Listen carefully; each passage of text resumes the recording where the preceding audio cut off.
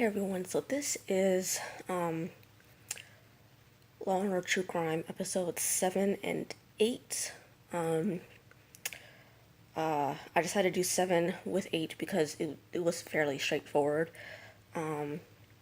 7 was just basically, episode 7 was basically all about,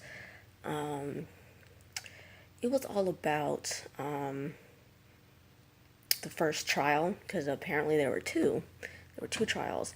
The first one was all about building up the defense about how they were abused and all that. Or, well, and so after the whole trial ended and the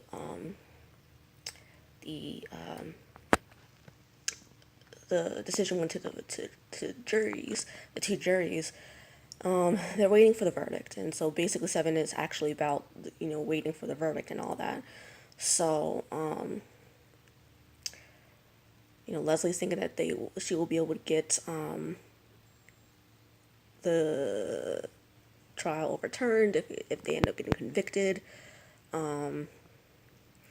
And it also at least the first half of the episode dealt with it dealt with both juries having a hard time getting a conviction, because half in both juries, the one for Eric and the one for Lyle, one half believes that that the boys were molested and sexually abused and threatened and all that. So that they're having they're believing that the boys killed their parents and I guess self defense and second degree, I guess, manslaughter or whatever. The other half believes that they weren't sexually abused and that they killed their parents because of whatever whatever reason they think they killed their parents. So at least the first half of the episode deals with that, and you see the jury, a few jury members going back and forth on what they think happened and what the charge should be, and all that. So Eric's jury comes back after 3 weeks of deliberation and says, well, we can't reach consensus. And so Weiselberg is like, well, go back and try to reach one anyway, despite the fact that if the jury comes back and says that, he has no choice basically but to say that he declares a mistrial. Leslie is obviously upset about that. And during this whole redeliberation thing, there's an earthquake that happens, and so the trial is temporarily moved, or the jury is temporarily moved to a little trailer next to the courthouse to continue deliberating and stuff.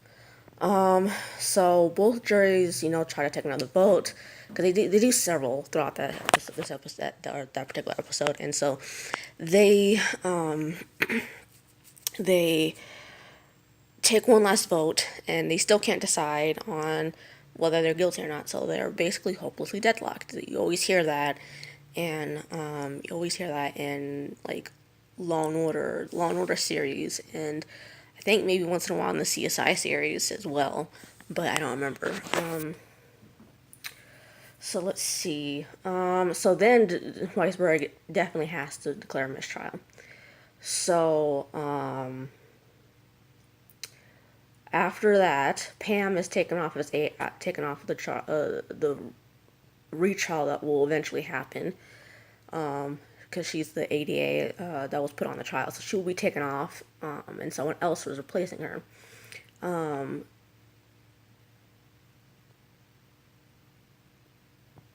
So because they know that then another trial is going to come back up and all of that, Jill says she can't do the second trial because over the last 4 years, her daughter has grown up so much, and she's she has missed all that, and she doesn't want to miss anymore. So she's going to recuse herself as, or take herself off as Lyle's Lyle's Lyle's attorney. Sorry, I don't know why I was struggling with that word. Should know that word. It's a simple word. So let's see.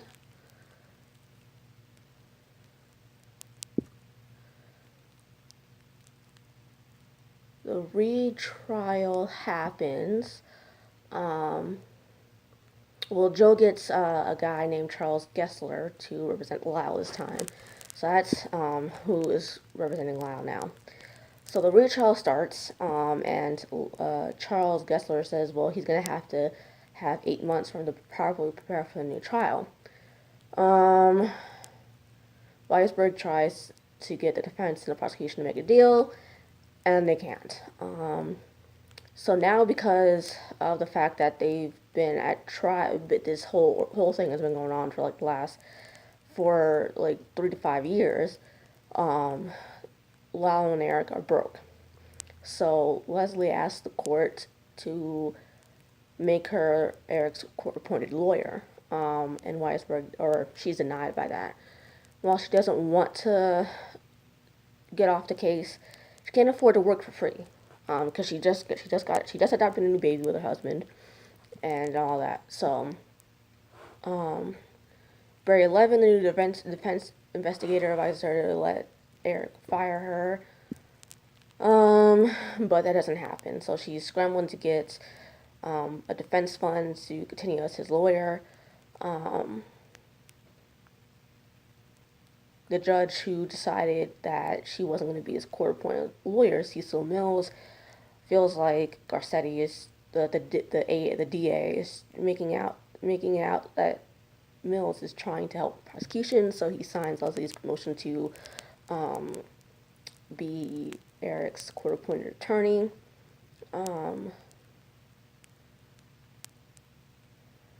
Weisberg denies Leslie's request a little later to have separate trials, and there will be only one trial with only one jury. Again, Leslie isn't happy about that. So, on April 15th, 1995, Weisberg, then allows for the defense experts to be in the retrial, but excludes all family history, like any unnecessary testimony from family members or friends of the defendants that say anything about the sexual or psychological abuse. And Weisberg orders the camera that was at the last trial to come down. So that's basically the 7th episode. 8th episode deals with the entire second trial.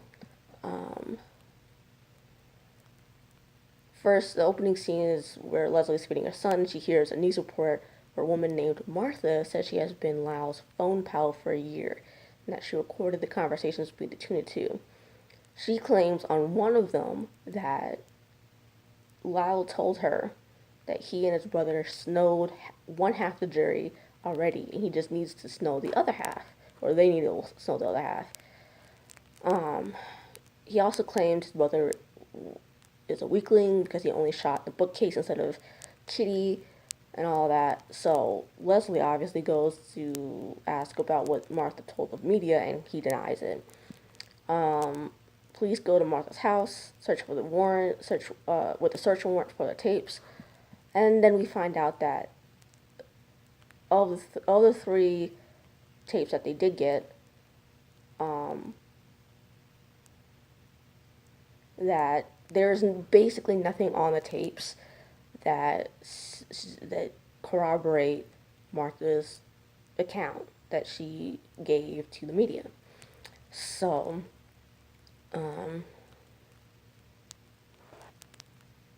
let's see.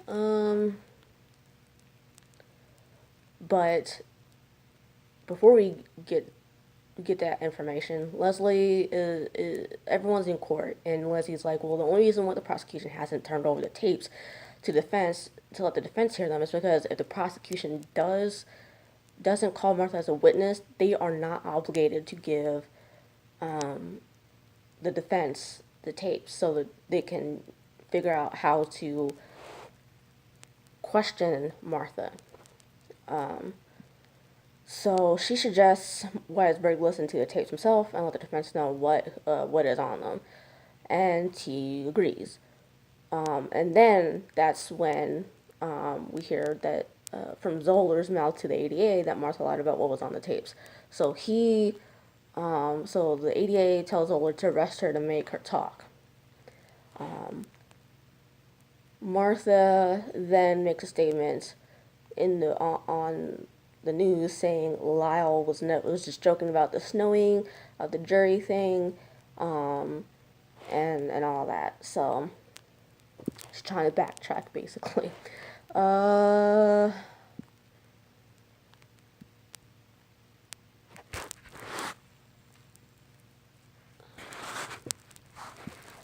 Leslie and Barry then talked to Lyle about his phone calls over the past like 4 or 5 years, or apparently it was over the course of 3 years, but he reveals that he uses a woman named Norma as a switchboard for his calls, and that he has a secret fiance named Anna Eriksson, who is from Sweden, or I think he said Sweden. I think so, but I know it's a Scandinavian country. I just can't remember which one at the moment. And he says that he will marry her no matter the outcome. Leslie and Barry then go talk with Norma, who tells them that he tried to warn Lyle about Martha, but he didn't listen. And then Barry lets slip that Anna is his fiancée to Norma, and she promptly leaves the room after being obviously shocked to hear that news.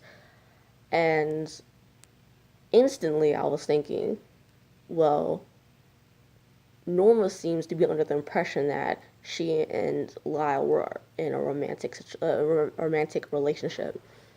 Leslie thought the same exact thing because she asked him the same exact thing.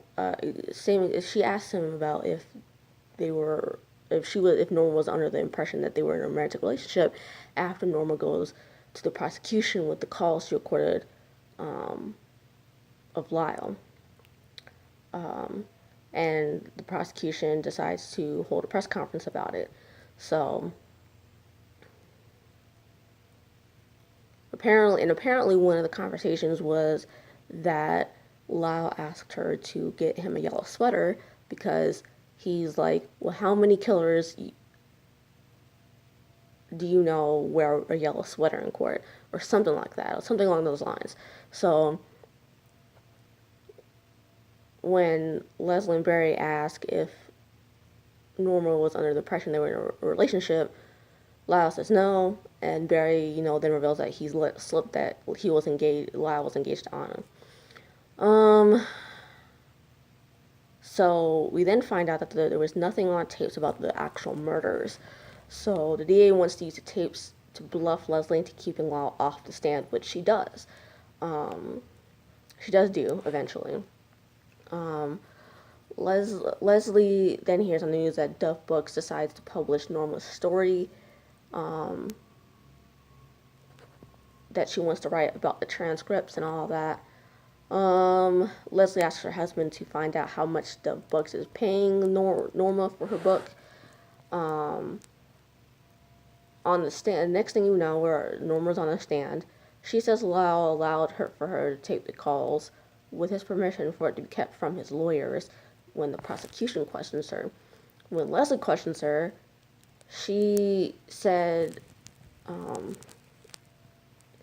Norma reveals that she didn't have a written or verbal agreement for that to happen, because there's no written agreement, and there's nowhere on the tapes that she provided that he said yes, you have permission to do whatever.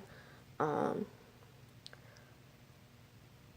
Norma then reveals that Del Books is paying her $12,500.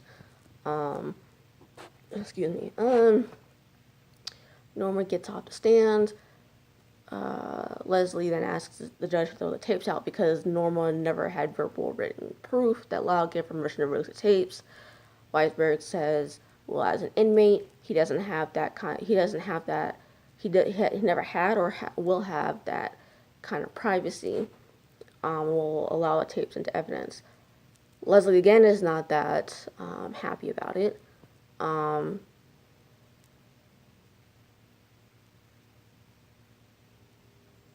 Because she still doesn't know what's on them, and she's willing to bet that the books would have paid her a lot more than $12,000 if there was actually any proof of murder on them.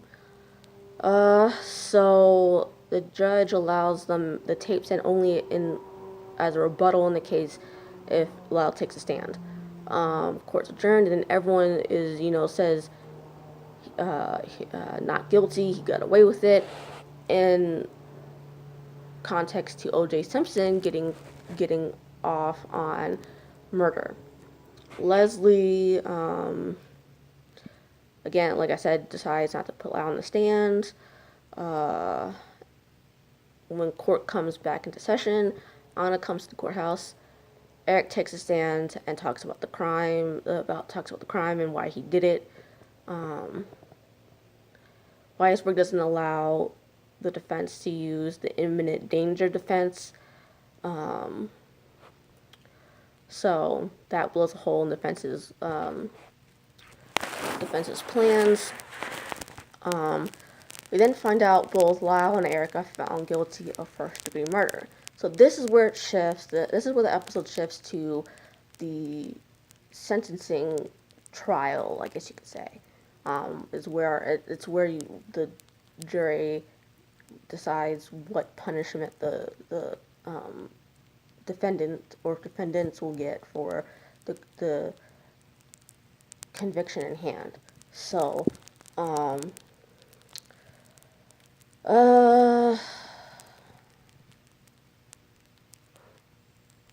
so basically, Leslie's plan is to bring up the sexual abuse and the psychological abuse throughout the entire that part of the trial, and that's what they do. Joan, the boy's maternal aunt, tells Leslie Kitty was molested as a child by someone in the house. Suggested to be the father, even though it wasn't explicitly stated. So that explains why she was A-okay with letting the boys get molested by the father, and why she was comfortable molesting Lyle.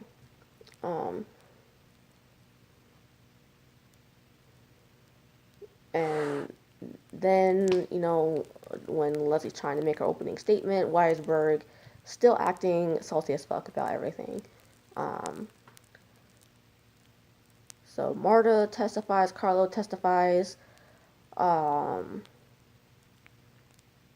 Weisberg is trying to make Leslie look bad in front of the jury so that the jury will give the death penalty. And Leslie tries to recuse herself, but he won't let her. So Barry makes the closing statements for Eric. And then closing statements occur. And then we find out the boys get life in prison without the possibility of parole. Leslie wants to file for retrial, but the boys say it's fine since they both know what's going to happen to them now. Leslie tries to get Lyle the ability to marry Anna in an empty courtroom after the whole sentencing hearing, but Weisberg won't allow it.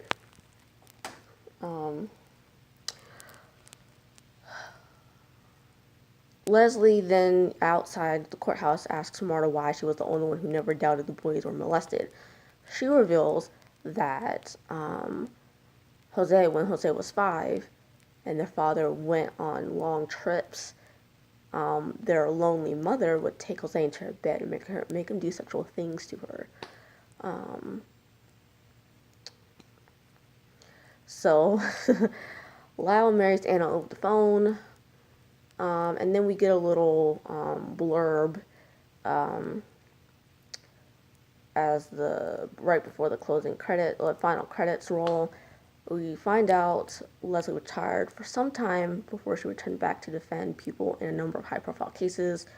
Barry was diagnosed with a rare blood disorder and what I assume ultimately dies from it in 2001. And Eric and Lyle's convictions were upheld and have been serving their sentences in separate prisons in California, having not seen each other since 1996 when the trial ended. So that's basically the entire last two episodes. Um, I mean, it was pretty good. I obviously never. I was born in the midst of the first trial, so I don't remember anything about the trial, or the first trial or the two trials at all. Um, I don't remember anything about them since I was a baby at the time. I mean, personally, I don't necessarily agree that the boys are molested. I don't necessarily. I guess. I didn't see the pictures obviously because they don't want to show pictures of the boys being like the sexual that kind of sexual content on TV, unless you're law and order special victims unit, and even those are pretty PG. So, but I don't know. I can see possibly that Jose was psychologically abusive. I can see that. Um, I don't know. I guess I would have to have been on the trial myself to have believed whether or not 100% if the boys were molested or not, I suppose. Um, I don't know.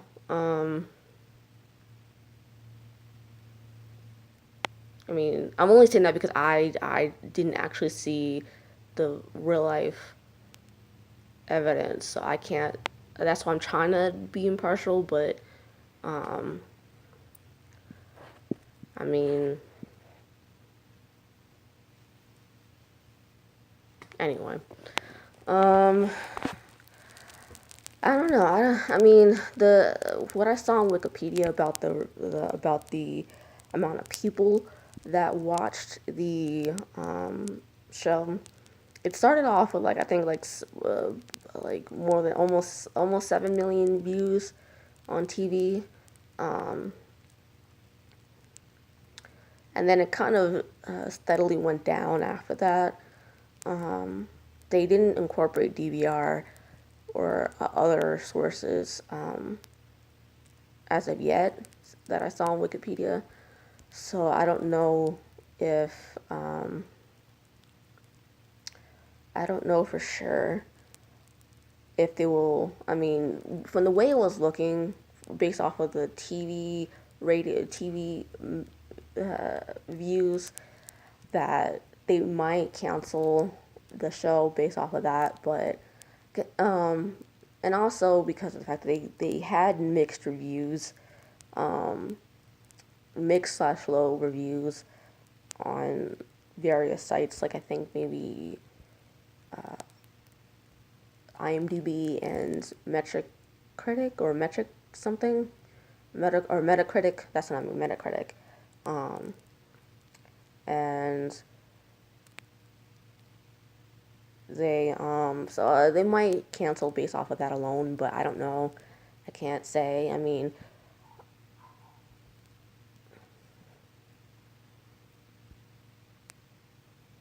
If they do decide to do like a second season, I would like to see something like a trial, like a sensational trial, um, from like the early, early, early. 21st century. I'm trying to think what there's this one case that I'm thinking of. I'm trying to I can't remember off the top of my head. Or I can't remember the names off the top of my head, but I am picturing I think it's the um, I think it is my freaking internet would hurry up.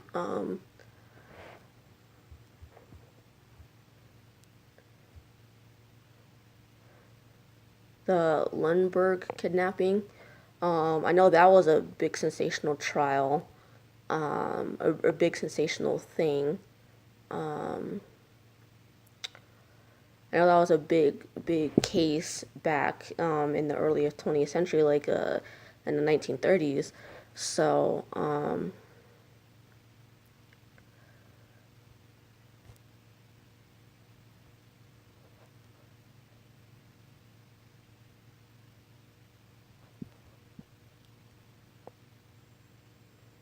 there's also something else that I'm thinking of. Uh,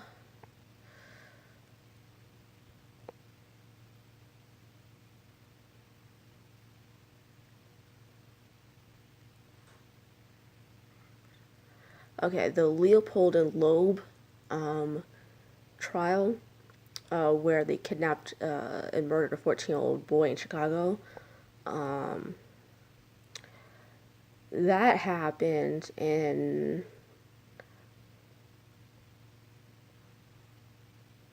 the 1930s as well, I believe. Um,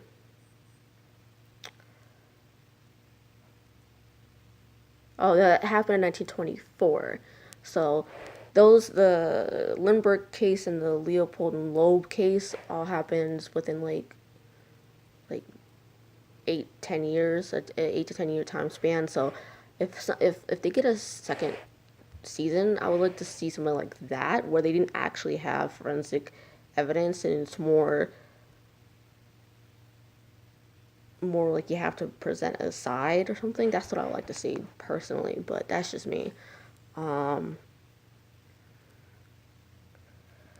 but I mean, the first season was okay. I mean, there were some things that kind of shocked me. Um, Other things, not so much. Um, but yeah, I mean, for the most part, um, I mean, it was decent. I mean, maybe if anything recent, then like the only things I can think of that are recent are like the Casey Anthony case. Um, I remember that. That was pretty much in the public media within the last like 5 to 10 years that I remember. Because I was in high school when I think when that happened. Um, ugh.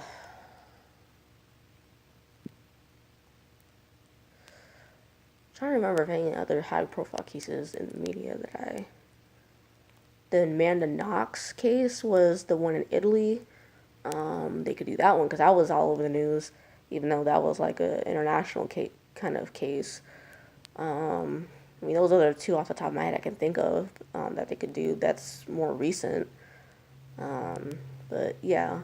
But anyway, so on to um, other stuff.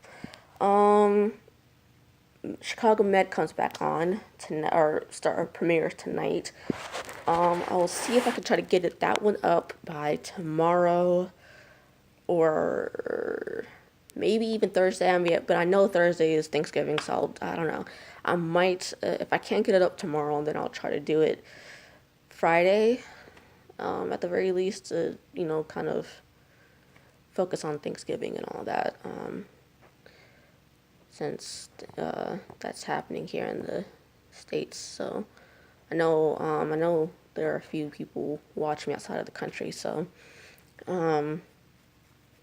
just an FYI. Um, uh, So that should be interesting. I don't think they might. I don't think they'll go on break since they're just premiering tonight. I don't think they'll go on break for like fall or anything, like Chicago Fire did last week. Um, so there's that. As far as I know, Elementary is still coming on next year. Chicago Fire obviously went on hiatus last week. Um, let's see what else. I haven't heard anything about Catfish lately. Uh, I said I was going to do the Amazing Race earlier this year, but I didn't do it. As far as I know, it's coming back on next year, right after Super Bowl Sunday. Um, so I think I might do that and like swap out a few things. Oh, Vikings comes on back on next week. I forgot about that. Just remember that it comes coming back on next Wednesday, so on the 29th. So um, look forward to that. I forgot about that one real quick. So there's that. So I think I might do. So I'm doing Chicago Med, Elementary whenever it comes back on. Um, Chicago Fire when that comes back on. Vikings. I'm leaning more towards the Amazing Race since I promised to do that earlier this year, but I didn't. Um, I might take out a few things like Reverie or something, or Life Sentence or something. I might take out one of those depending on how I feel about them when they come on next year. But so far, Chicago Med and Vikings are the ones I'm going to be doing so far. So look for those this week and next week. Other than that, that is all I'm doing. And I will see you guys hopefully tomorrow. If not, then I'll try to shoot for Friday. Or maybe sometime this weekend if I can't do it on Friday. So till then, bye.